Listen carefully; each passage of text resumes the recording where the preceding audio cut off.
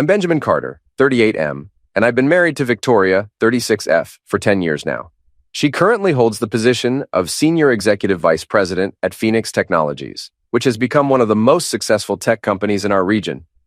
Here's the part that absolutely nobody knows except my personal attorney and certified accountant. I'm actually the original silent founder and controlling shareholder of that exact same company she believes she conquered through nothing but raw talent and relentless determination. This entire complicated situation began 12 years ago, when Victoria was barely surviving at some third-tier digital marketing firm, struggling to make her minimum monthly payments on crushing student loan debt. I had recently completed a very successful exit from my first entrepreneurial venture for a substantial seven-figure sum and was actively searching for promising new investment opportunities in emerging technology sectors. That's when I was introduced to two absolutely exceptional software developers, James and Kevin, who had created this genuinely revolutionary enterprise automation platform, but possessed virtually no capital whatsoever to bring their innovation to commercial market. Their entire business presentation was hastily assembled on an ancient borrowed laptop with visible crack lines across the screen. Their comprehensive market analysis was literally sketched out in ballpoint pen on various coffee shop napkins. But something fundamental about their technological vision and market understanding resonated with me on a deep intellectual level that I couldn't ignore. I ultimately decided to provide them with a massive seed funding check to launch their development operations. But I very deliberately structured our entire legal arrangement to maintain my status as a completely anonymous silent partner. No board representation rights, no public recognition or acknowledgement, no press releases or media coverage mentioning my financial involvement in any capacity. My primary motivation was building something genuinely meaningful and sustainable without getting entangled in all the destructive, ego-driven politics and publicity-seeking behavior that typically corrupts startup culture from the very beginning. Whenever Victoria or anyone else in our social circle inquired about my current professional activities, I would simply explain that I was engaged in independent business consulting and strategic advisory work and deliberately leave the conversation there without providing additional specifics. Fast forward 10 years and Phoenix Technologies has transformed into this absolutely incredible success story throughout the entire technology industry. Victoria genuinely earned her advancement from an entry-level marketing coordinator position all the way up to senior executive VP, and I remain honestly proud of everything she accomplished through her own legitimate skills, strategic thinking abilities, and unwavering professional determination. She possesses real talent, authentic leadership capabilities, and absolutely deserved every single promotion and recognition she received during her climb up the corporate hierarchy. However, somewhere during that lengthy ascension process, she began systematically rewriting our shared personal history as if she had personally dragged this company from complete startup obscurity to major industry prominence through nothing but her own sheer willpower and extraordinary personal sacrifices. Her entire social media presence underwent a complete transformation into this meticulously curated showcase of high-power business lunches, prestigious conference keynote presentations, and carefully crafted, inspirational messaging about female leadership in technology sectors. Every single caption she posted read like professionally prepared remarks from a corporate motivational speaking circuit. She started constructing these elaborate public narratives about countless late nights spent at the office, about deliberately choosing aggressive career advancement over personal comfort and relationships, about being the visionary leader who consistently recognized market opportunities that other executives completely missed. Meanwhile, I was consistently home every single evening preparing dinner for both of us, personally managing all of our complex household financial obligations, quietly monitoring my substantial investment returns and portfolio performance, and watching her claim complete public credit for building the entire foundational infrastructure that made her professional success even remotely possible.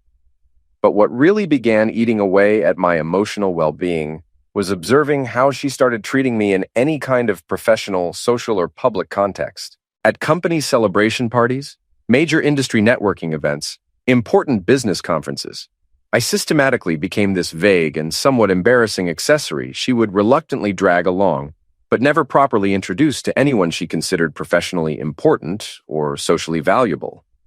When her colleagues, business contacts, or industry peers would make polite conversational inquiries about my work and professional background, Victoria would consistently brush off these questions with this dismissive little laugh. Oh, Benjamin handles some freelance consulting projects here and there.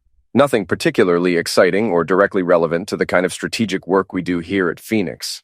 Her tone and body language made it absolutely crystal clear that I was merely the supportive spouse who was fortunate enough to be occasionally invited into her important professional sphere. I gradually started noticing how she would very deliberately position herself in photographs, so that I would either be completely cropped out of the final frame, or pushed so far into the background that I appeared to be just another random party attendee rather than her husband. She began referring to our shared life achievements and personal milestones as her individual victories and professional sacrifices. Our wedding anniversary celebration became her personal reward for successfully landing a major corporate client. Our vacation photographs became content material for her ongoing personal brand development and social media marketing. I was being systematically erased from my own life, while she performed this carefully constructed and professionally polished version of herself that everyone in our social and professional circles seemed to absolutely adore and celebrate. 5 weeks ago, the annual Phoenix Technologies Shareholders Gala invitation arrived via premium private courier service. Expensive heavyweight cardstock, genuine gold foil embossing, the complete luxury presentation treatment. Victoria never mentioned this important event to me at all. She just casually left it sitting underneath a tall stack of high-end interior design magazines, like I wouldn't notice it or wouldn't care about attending such a significant company function. When I finally decided to bring up the gala during our dinner conversation several days later, she barely bothered to glance up from carefully cutting her expensive imported steak. You really don't need to worry about attending if you've already got other commitments or obligations. It's mostly very high-level strategic networking and complex business discussions that honestly wouldn't be particularly interesting or engaging for someone who operates outside our specific industry sector. That particular phrasing and dismissive tone hit me like an actual physical blow to my chest. After 10 years of marriage and 12 years of literally providing the foundational funding for every single salary payment at her company, she genuinely believed that I wouldn't find it interesting to attend a major business event at the company I had personally created from absolutely nothing. But I maintained my composure completely and simply told her with a calm smile that I would absolutely love to be there to support her and witness her professional achievements firsthand. The evening of the Shareholders Gala, I dressed in my finest formal black tie attire and arrived at the spectacular Grand Meridian Event Center in the heart of downtown. The venue was absolutely breathtaking, floor-to-ceiling glass windows providing panoramic views of the entire city skyline, polished Italian marble floors that gleamed under crystal chandeliers, the complete luxury experience designed to impress the most sophisticated clientele. The venue was packed wall-to-wall with impeccably dressed senior executives, all networking with maximum strategic intensity, everyone desperately trying to make the most important and valuable professional connections possible for their career advancement. Victoria moved through that sophisticated crowd like she personally owned every single square foot of real estate in the building, air-kissing precisely the right influential people, laughing with that perfectly practiced and professionally calibrated laugh she had developed over years of corporate climbing, working every single conversation like a carefully calculated chess move in some much larger strategic game she was playing. She was absolutely in her natural element, and I have to admit that watching her operate at that level was genuinely impressive from a pure performance standpoint, but throughout that entire evening, she didn't introduce me to a single person, not one individual. I spent the first 45 minutes just standing there, quietly observing, watching her perform this elaborate role she had crafted and perfected so meticulously over the past several years. That's when her close work colleague Jennifer approached me wearing this obviously patronizing smile. You must be Victoria's husband, correct? She mentioned at some point that you work in consulting or something along those general lines. The way she pronounced the word consulting made it sound like I sold discount insurance policies door to door in suburban neighborhoods for minimal commission. Approximately 25 minutes later, Victoria circled back to where I was standing alone and very discreetly handed me something that was folded up. A black polo shirt with the Phoenix Technologies corporate logo prominently embroidered on the chest area. Since you really insisted on being here tonight despite my suggestions, you might as well make yourself somehow useful and productive. Just help serve drinks to guests or assist the catering staff with general setup duties. At least that way you'll have something constructive to do instead of just standing around looking awkward and out of place. I stared down at that company uniform shirt for what felt like several minutes. My wife, the senior executive vice president at the technology company I had literally created from nothing more than an idea and my personal financial investment, had just handed me a service worker's uniform and explicitly instructed me to function as hired help at my own shareholders gala event. But I accepted that shirt without any argument or protest because I knew exactly what was going to happen next and wanted to let this scenario play out completely.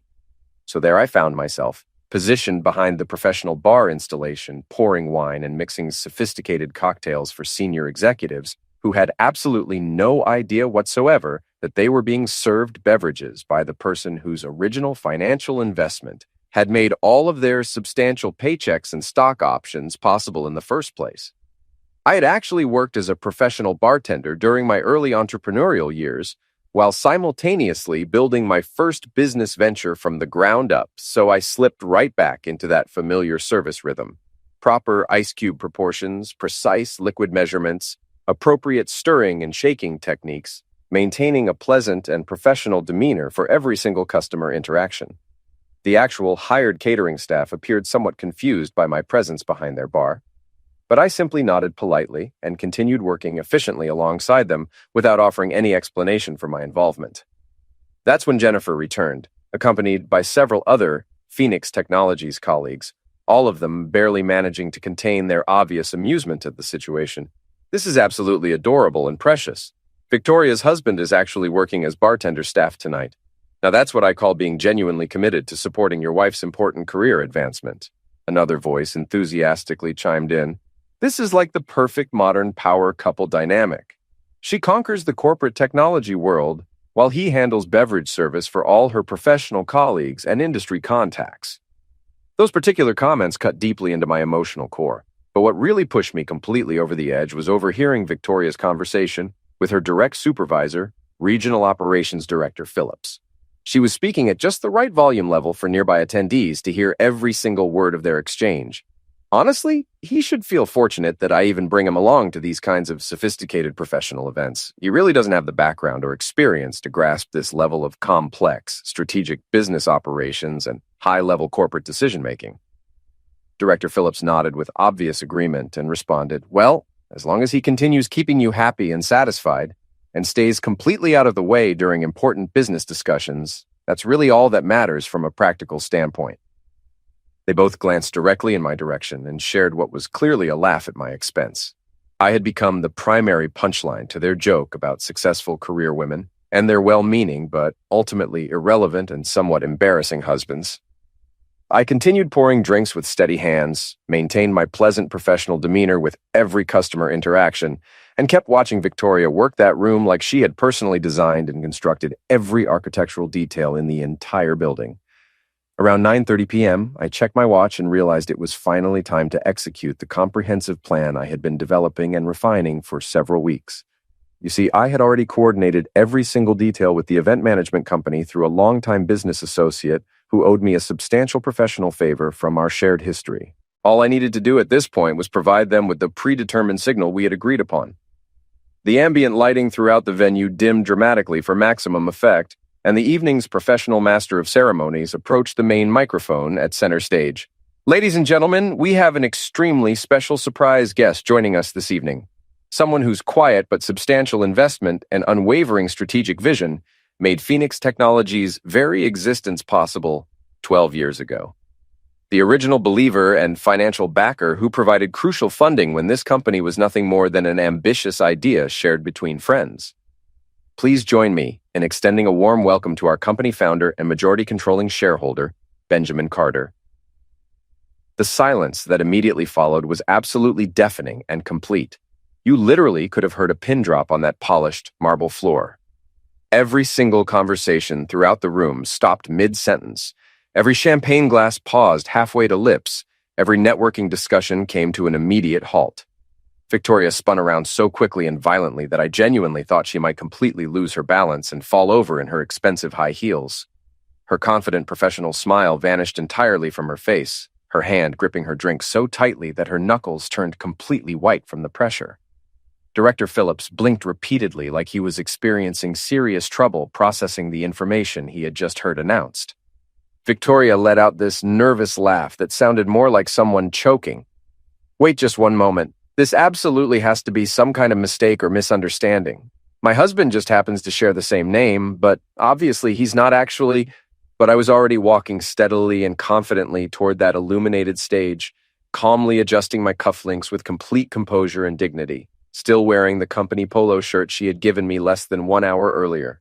I accepted the microphone from the master of ceremonies and allowed the profound silence to stretch just long enough for everyone in attendance to become genuinely uncomfortable in their expensive formal attire. "Thank you all for such an unexpectedly warm welcome this evening," I said with perfect calm and control. "And Victoria, I want to offer my special thanks for allowing me the opportunity to help serve drinks tonight. It has been absolutely educational and enlightening from every possible perspective." The entire ballroom remained completely dead silent, but this was merely the opening statement of my presentation. I continued with measured confidence and authority. Most of you are familiar with Victoria Carter as Phoenix Technologies' powerhouse senior executive VP, the public face of our corporate innovation, the articulate voice of our strategic vision and market leadership. And she absolutely deserves every single bit of that recognition and professional acclaim. But tonight's celebration isn't exclusively about Victoria's individual achievements.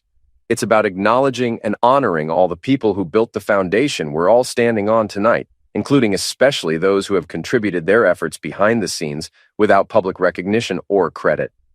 I paused deliberately for maximum impact, slowly scanning the faces throughout the audience. Some attendees looked genuinely confused and lost. Others appeared mildly amused by the unexpected turn of events, and a rapidly growing number were beginning to realize they had completely missed something extremely significant and important.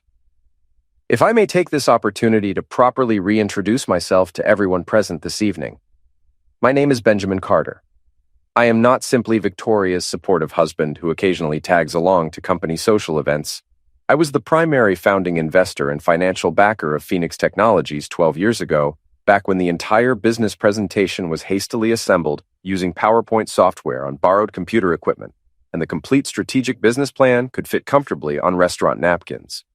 When today's favorite startup success stories existed as nothing but ambitious dreams and untested theories, I took the substantial financial risk and wrote the significant check that transformed those dreams into concrete business reality. Murmurs began spreading throughout the room like wildfire catching dry grass.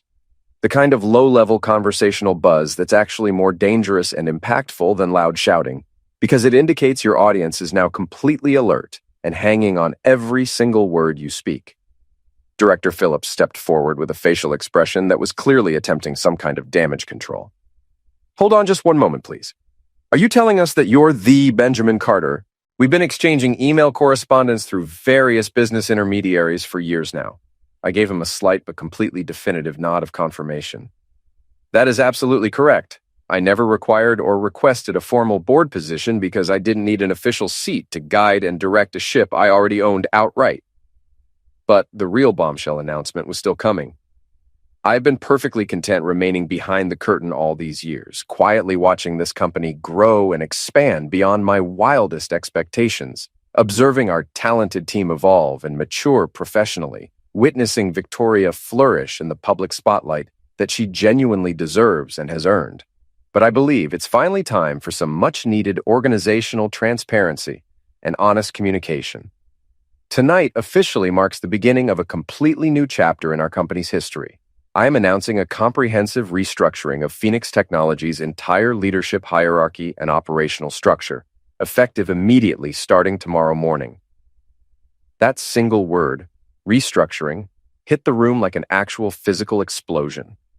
The kind of corporate terminology that makes senior executives frantically check their smartphones for LinkedIn job alerts and causes middle management personnel to mentally update their professional resumes before they go to sleep. I looked directly at Victoria, who had gone completely pale and appeared to be experiencing genuine difficulty breathing properly. "I will be distributing detailed memorandums and policy changes first thing tomorrow morning, but tonight I simply wanted to express my sincere gratitude to everyone present, and most especially to Victoria, for graciously allowing me to help serve beverages this evening and observe firsthand how our company operates from the ground level perspective. The deliberate callback to her condescending tone and dismissive attitude from earlier in the evening wasn't lost on anyone in attendance with functioning hearing. I could observe several faces throughout the crowd struggling unsuccessfully not to smirk openly at the obvious irony.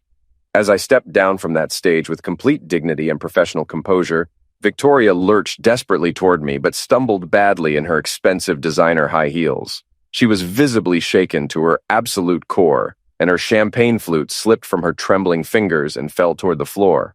It shattered against the marble with a sharp cracking sound that echoed throughout the suddenly quiet ballroom.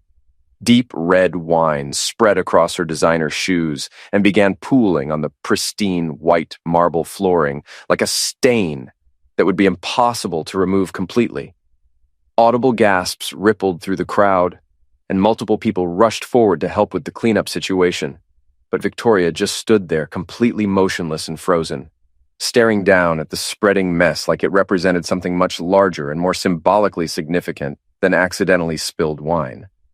I walked calmly past the cleanup crew, past the stunned executives, past Jennifer, who was now staring at me with a mixture of shock and newfound respect that bordered on genuine awe. Outside the venue, the night air felt crisp and clean in my lungs. I got into my car and drove home through the quiet streets in complete silence, not because I was angry or upset about what had transpired, but because for the first time in nearly a decade, I didn't need to perform or pretend for anyone else's benefit or approval. The immediate aftermath was swift and absolutely brutal in its intensity. Victoria stormed into our house later that night, demanding to know what the hell that public humiliation and embarrassment was supposed to accomplish. I explained calmly and rationally that I was completely exhausted from being treated like a source of embarrassment, tired of being systematically erased from my own success story, and absolutely done watching her construct an entire career on a foundation she pretended didn't exist. Within 1 week, we had officially separated and were living apart. I offered her a legitimate position in community outreach and public relations, entry level, but with genuine opportunities for professional advancement based on actual job performance and measurable results rather than personal connections or historical relationships. She called it a degrading demotion and angrily refused to consider it. I explained that if she wanted any realistic possibility of rebuilding our relationship and her career simultaneously, she would need to start from the ground floor like every other employee in the company had been required to do.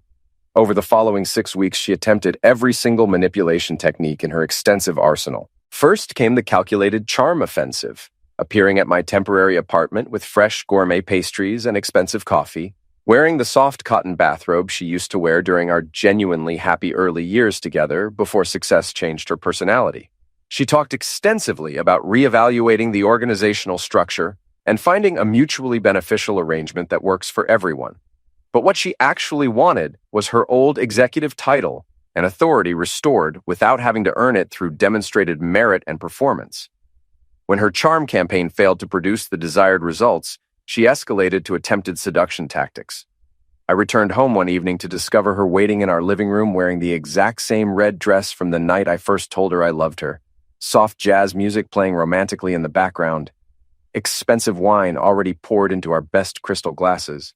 But I couldn't unsee the woman who had handed me that company polo shirt and instructed me to serve drinks so I wouldn't look awkward standing around uselessly. Finally came the inevitable anger and rage phase. She cornered me near the office elevator bank, absolutely furious and screaming, "You deliberately made me look weak and completely incompetent in front of every single person I work with professionally. You publicly humiliated and embarrassed me in the worst possible way. Just for what? Petty personal revenge and vindictive satisfaction?" I responded calmly that I hadn't made her look like anything at all. I had simply stopped protecting her from seeing her own reflection and behavior patterns clearly.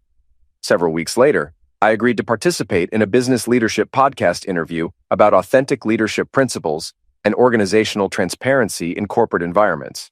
When the host asked why I had remained completely silent about my role for so many years, my response was, I wanted to discover who would genuinely love and respect me when I had absolutely nothing left to prove or demonstrate.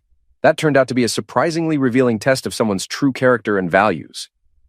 That particular soundbite completely exploded across every social media platform imaginable. Millions of views, hundreds of thousands of shares and reposts, countless comments from entrepreneurs, married couples, business leaders, and people who felt invisible and undervalued in their own personal relationships. Suddenly, I wasn't just the guy from that viral gala incident. I had become a symbol of quiet strength and dignity, of reclaiming personal narrative and authentic identity, of refusing to raise your voice in order to be heard and respected. My email inbox was completely flooded with speaking engagement requests, podcast interview invitations, business consultation opportunities, and investment partnership proposals.